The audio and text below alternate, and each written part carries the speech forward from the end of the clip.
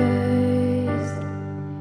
You have led me through the fire in the darkest night. You are close like no other. I've known you as a father, I've known you as a friend, and I have lived in the goodness of God. All my life you have been faithful. All my life you have been so good. Every breath that I am able, oh, I will sing of the goodness of God. Your goodness is running after, it's running after me. Your goodness is running after, it's running after me. With my life laid out, I'm surrendered now. I give you everything. Your goodness is running after, it's running after me. All my life you have been faithful.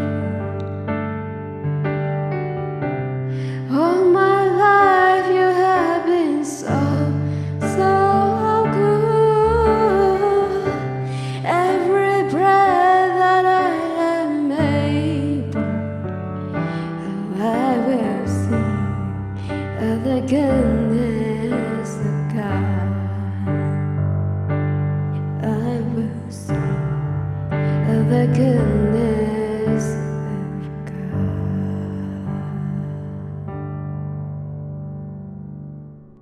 그는 죄를 범하지 아니하시고 그 입에 거짓도 없으시며 욕을 당하시되 맞대어 욕하지 아니하시고 고난을 당하시되 위협하지 아니하시고 오직 공의로 심판하시는 이에게 부탁하시며 친히 나무에 달려 그 몸으로 우리 죄를 담당하셨으니 이는 우리로 죄에 대하여 죽고 의에 대하여 살게 하려 하심이라. 그가 채찍에 맞음으로 너희는 나음을 얻었나니 너희가 전에는 양과 같이 길을 잃었더니 이제는 너희 영혼의 목자와 감독 되신 이에게 돌아왔느니라. 베드로 사도는 앞선 구절에서 사환들에게 범사에 두려워함으로 또 주인들에게 순종하라 이렇게 권면하고 있습니다. 자, 그런데 이 순종은 나에게 잘해주는 사람에게만 하는 순종이 아니라는 겁니다. 선하고 관용 있는 주인에게만 순종하라 라는 것도 아니었습니다. 자, 까다로운 자들에게 순종하라 라고 하였던 것이죠. 즉 하나님을 알지 못하고 자신의 이익을 채우기 위해서 약자들을 이용하는 그런 부당한 주인이라고 할지라도 그들에게 순종하라 라고 하는 것이죠. 자, 이렇게 까다로운 주인에게 순종하는 것, 부당하게 고난을 당하는 것과도 같습니다. 그런데 예수를 믿는 사람은 이러한 부당한 고난을 당한다 할지라도 애매히 고난을 당한다 할지라도 그 속에서 참아야 하는 것이죠. 하나님을 생각하면서 이 슬픔을 참으면 이것은 아름다운 일이다 라고 말을 하였습니다. 자, 그런데 이것은 자기가 지은 죄로 인해서 받는 고난과는 또 다른 것이죠. 자기가 지은 죄로 인해서 그렇게 받는 고난은 칭찬을 받을 수가 없습니다. 어차피 이거는 뭐 내가 지은 죄니까 자신이 지은 죄의 대가로 받는 고난이기 때문인 것이죠. 그러나 선을 행하고도 이렇게 고난을 당하는 경우, 선을 행했는데 고난을 당하는 경우에 그것을 참는 것은 하나님 앞에 아름다운 일이고 그리스도인들은 이것을 위해서 부름받았다라고 베드로 사도는 말을 하고 있습니다. 자, 그 이유는 예수 그리스도께서 우리를 위해서 고난당하시고 그렇게 참으신 것을 통해서 우리에게 본을 보여주셨고 또 그 자취를 따라오게 하여 주셨습니다. 자, 예수 그리스도께서 보여주신 그 본과 또 우리에게 남겨주신 그 자취에 대해서 베드로 사도는 더 구체적으로 더 그리스도의 고난과 그것을 참으신 것을 말해주고 있는데 그것이 오늘 읽은 본문 속에 있는 말씀이죠.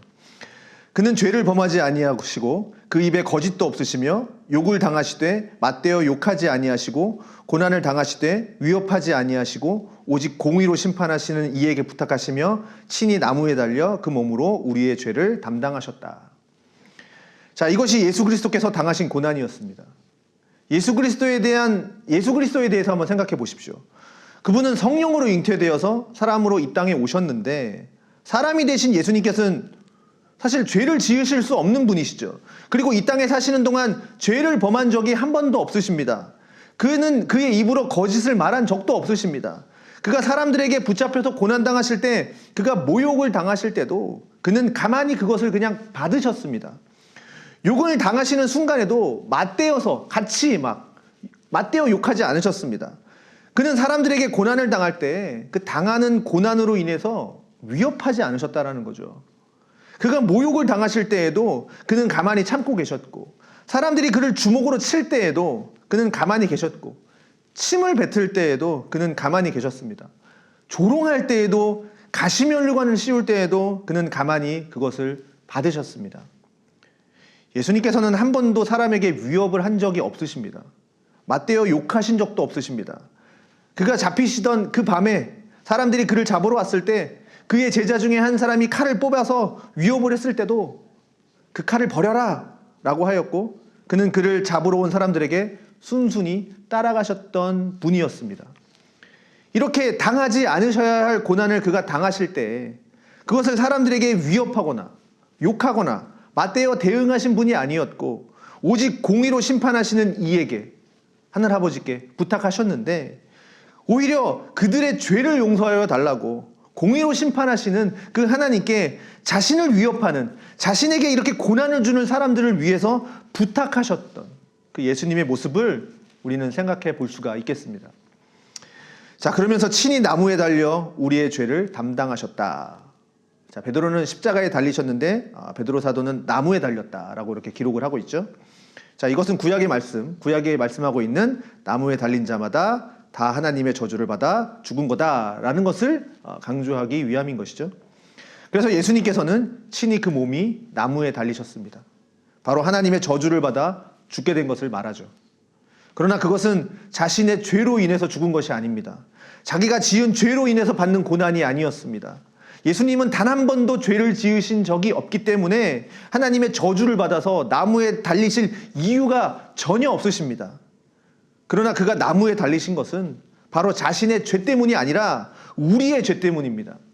우리의 죄를 담당하시기 위해서 친히 그 몸이 나무에 달려서 하나님의 저주를 받아 죽으신 것이었습니다. 우리의 죄를 담당하시려고 그렇게 하신 것입니다. 그리스도께서는 왜 이렇게 부당한 고난을 받으시면서도 참으셨는가?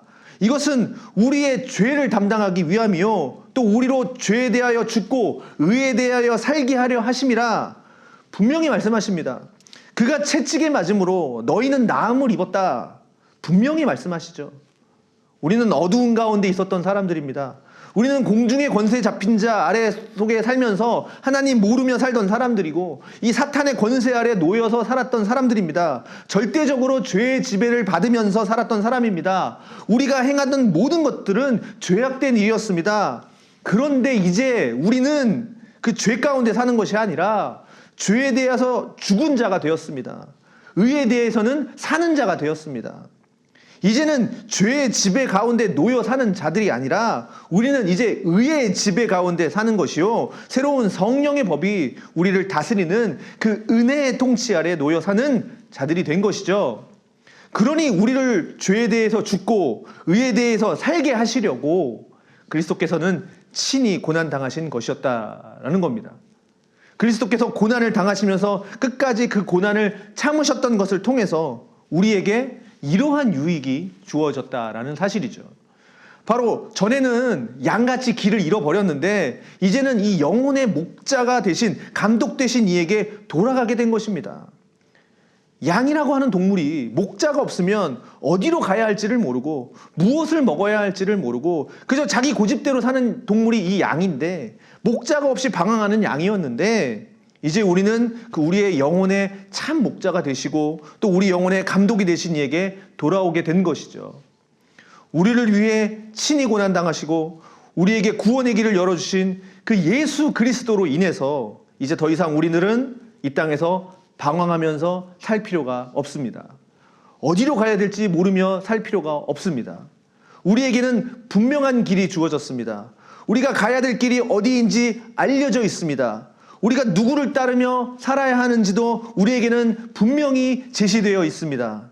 이제 우리는 죄에 대해서는 죽고 의에 대해서 산 자들이 되었기 때문에 이것은 우리의 공로로 된 것도 아니고 우리의 노력으로 된 것도 아니고 그리스도께서 친히 나무에 달려 우리의 죄를 위해서 죽으셨기 때문에 그리스도께서 고난을 당하시면서 끝까지 그것을 참으셨기 때문에 오히려 그 공의로 심판하시는 이에게 부탁하셨기 때문에 우리는 죄에 대해서 죽고 의에 대해서 산 사람이 되었습니다. 그가 채찍에 맞음으로 우리는 나음을 입은 사람들이 되었습니다. 이 이사야 선지자가 이사야서 53장에서 나중에 오실 그 그리스도에 대해서 말씀하신 것처럼 베드로 사도는 친히 그 일을 실제로 이루신 그 예수 그리스도를 베드로 전서 속에서 말씀하면서 우리가 어떻게 살아가야 되는지를 우리에게 가르쳐주고 있습니다. 그러니 우리를 위해서 고난을 당하신 이 예수 그리스도를 사랑하며 이렇게 살아가는 것이 우리가 마땅히 해야 할 일이고 또 이제는 더 이상 죄 가운데 살 것이 아니요 우리에게 의를 전가해 주신 그 예수 그리스도를 붙들고 그를 믿음으로 의에 대하여서 사는 것이 우리가 앞으로 해야 할 일입니다. 자, 우리의 목자 되시고 우리의 감독 되신 그 예수 그리스도를 끝까지 따르며 살아가는 것이 우리가 해야 할 일입니다. 그러니 우리에게 주어진 이 놀라운 구원, 우리에게 베풀어 주신 이 놀라운 탁월한 구원, 천사들도 알고 싶어하는 이 놀라운 구원, 이것은 뭐 은이나 금같이 썩어질 것으로 된 것도 아니고 흠없고 점없는 그리스도의 보배로운 피로 된 것이고 또 썩어질 것으로 된 것이 아니라 항상 있는 그 하나님의 말씀으로 된 것이니 우리는 끝까지 주님을 생각하면서 살고 주님을 사랑하면서 살아야 합니다. 그것이 우리에게 주어진 일이요 또 앞으로 우리가 계속해 나가야 할 일인 것이죠. 자, 오늘 우리 이 하루도 주님께서 우리를 위해서 보여주신 그 놀라운 사랑을 생각해 보십시오. 우리도 그리스도인으로 부름받았기 때문에 우리는 살면서 이런저런 고난을 당하게 될 것입니다. 때로는 부당한 고난도 당하게 될 것입니다. 때로는 애매히 고난을 받기도 할 것입니다. 그럴 때마다 그것을 주신 하나님의 섭리와 하나님의 일들을 생각하면서 그 안에서 또 참고 또 순종하고 그렇게 하나님의 은혜를 구하면서 사는 우리들이 되어져서 거룩한 행실을 행하며 하나님께 한 걸음 한 걸음 가까이 나아가는 그러한 우리의 인생이 되어지기를 바랍니다. 주님의 은혜가 우리와 함께 하기를 바랍니다. 기도하겠습니다. 하나님, 오늘도 주님의 전에 나와서 이렇게 기도하게 하시니 감사합니다. 주님께서 우리를 위하여 당하여 주신 그 고난을 생각하면서 우리도 주님의 그 길을 걸어갈 수 있도록 도와주시옵소서. 우리가 목자 없이 방황하던 양들이었지만 그 이전엔 예수 그리스도께서 친히 나무에 달려 몸으로 제물을 삼아주신 것으로 인해 우리에게 살 길을 주셨고 우리가 이제 죄에 대하여 죽고 이 의에 대하여 살게 하셨고 우리가 이제 목자 없는 양이 아니라 목자 되신 그리스도 앞으로 돌아오게 하여 주셨으니 그 길을 떠나지 않게 하시고 우리가 늘 하나님 앞에 거룩한 행실을 행하며 살아갈 수 있도록 주님 도와주시옵소서. 오늘 하루도 주님께서 저희와 동행하여 주시기를 구하오니 함께하여 주시옵소서. 예수님의 이름으로 기도합니다. 아멘.